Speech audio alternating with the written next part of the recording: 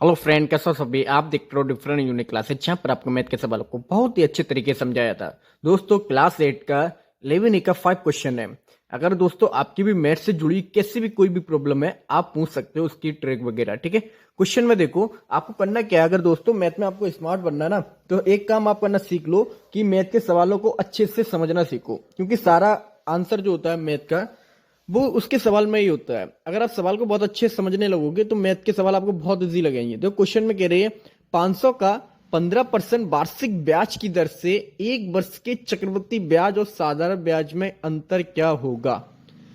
आपको करना क्या है कि 500 का आपको सबसे पहले क्या निकालना है, चक्रवृद्धि ब्याज, और क्या निकालना है, साधारण ब्याज। उसमें अंतर पूछ रहा है। अंतर का मतलब होता है उसमें कितना फर्क क्या है। ठीक है, तो पहले हम इन दोनों का ब्याज निकालेंगे, चक्रवृद्धि ब्याज कितना होगा और साधारण ब्याज कितना होगा। ठीक है, और सबसे जो इंपॉर्टेंट चीज दोस्तों, इसकी ट्रिक भी है। ट्रिक क्या है दोस्तों, एक वर्ष का साधारण ब्याज और चक्रवृद्धि ब्याज, साधारण और चक्रवृद्धि दोनों ही दोस्तों सेम होते हैं। जैसे यहाँ पर कितना आ रहा है 75, यहाँ पर भी कितना आ रहा है 75। ठीक है, कैसे आ रहे हैं सेम, तो इनमें अंतर कितना होगा, जीरो। तो ये तो इसकी ट्रिक रही है।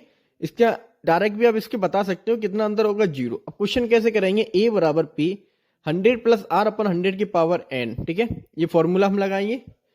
यहां से आपको पता है ए क्या होता है, ए होता है दोस्तों अमाउंट, ब्याज जुड़ा हुआ। तो 500 पी की जगह 500, पी आपको कितना दिया हुआ 500, 100 प्लस आर कितना दिया है आपको 15 अपन 100 की पावर 1, क्योंकि एक वर्ष की बात हो रही है। ठीक है, तो 100 और 15 115 बटे 100, पावर एक है। इसका मतलब होता है उस संख्या को हम एक बार लिखेंगे, दो होती तो दो बार लिखते। 500 कोष्टक 115 बटे 100, कोष्टक का मतलब होता है गुणा दोस्तों।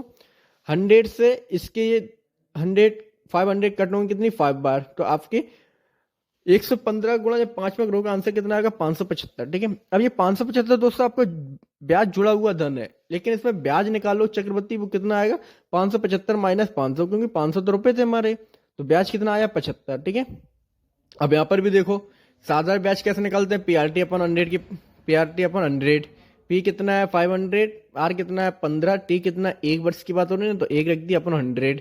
दो जीरो से ये दो जीरो कट हो गए, आपके कितना बचे 15 गुणा 5 75। ठीक है, दोनों को आप देख रहे हो सेम आ रहे हैं।